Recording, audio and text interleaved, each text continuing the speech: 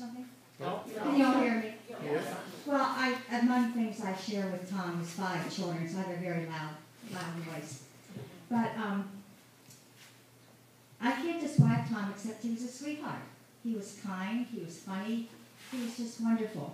And we shared a lot of cocktail hour time together, especially in the summer when John and Sharon would go north. And he wouldn't go because, of course, Florence was still here.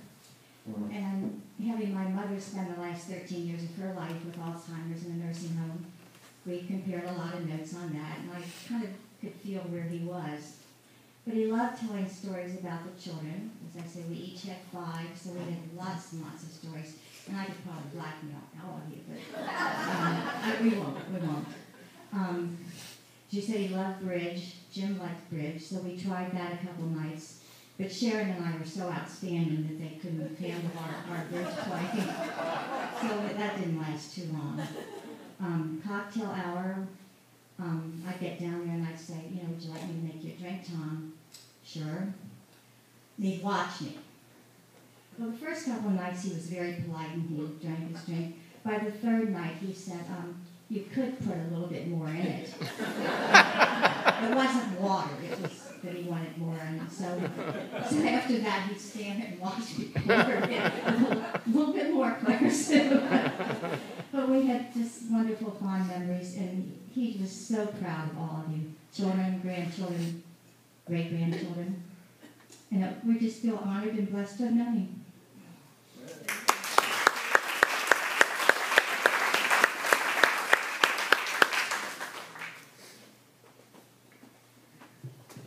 Thank you, Clara Sue. He felt the same about you, and I know the 2 of you had afternoon tea together. Your tea was wine and his was scotch. And I can tell you a little hint. He knew whomever was making the drink, and a lot of people in this community did make an afternoon cocktail around Judge Judy time. But I can tell you his trick. He knew from the color. He drank scotch and water. And he knew when it was leaving the kitchen whether you put enough booze in it. His hearing was bad, the eyes were not good, but he knew how much scotch it was. Okay, I don't see hands up. I know, Steve has something to say. Please welcome Steve Hoffman, our neighbor, good friend of Tom's.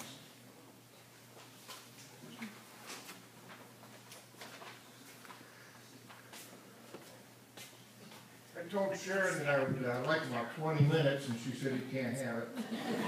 So I shortened this a little bit.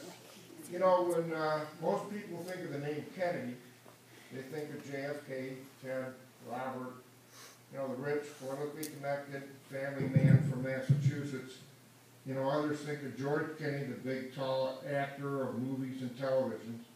That's what I used to think until about 4 years ago when I met Tom Kennedy, my neighbor, here in Breckenridge. He wasn't tall, wealthy, or famous, but to me, he represented someone we'd all like to clone. He was a hard worker, a businessman, politician, author, singer, dancer, joke teller, traveler. The list could go on forever, but my time has been cut by Sharon. He moved to Florida with his lovely wife Florence in 1968 from Illinois. And as a matter of fact, I didn't realize it, but he was just in the next town over from where our business was. And unfortunately, I never had the chance to meet him prior to that. After she came down with Alzheimer's, she moved to Life Care on Williams Road, and Tom moved in with John and Sharon. You didn't need a watch to know what time it was. I watched Tom would go daily at noontime, have lunch with Florence, and then he'd come home. He'd have lunch with his wife, he'd listen to music, talk with her, watch movies and stuff, and then he'd come home for Judge Judy and 5 o'clock cocktail hour. So you didn't need to know what time it was, because he left, they came back the same time every day. He did this trip daily, not out of necessity, but out of love the 2 of them had for each other. They were married for over 70 years, and I once asked Tom if he thought he'd ever be married that long. And his reply was, I wish it could have been longer. You know, in today's world, everyone's busy with themselves, work, friends, neighbors, and Tom also was busy, but he was never too busy to visit with someone who came to visit him. He was an avid reader, reading many books in his spare time while enjoying sporting events on the TV. He kept up with current events of the world.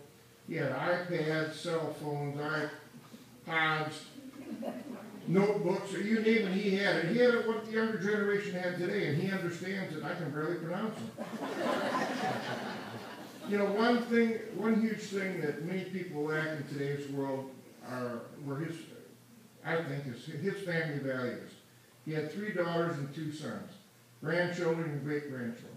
They all talked to him regularly, many daily, some weekly, and whenever they called, he always had time for them.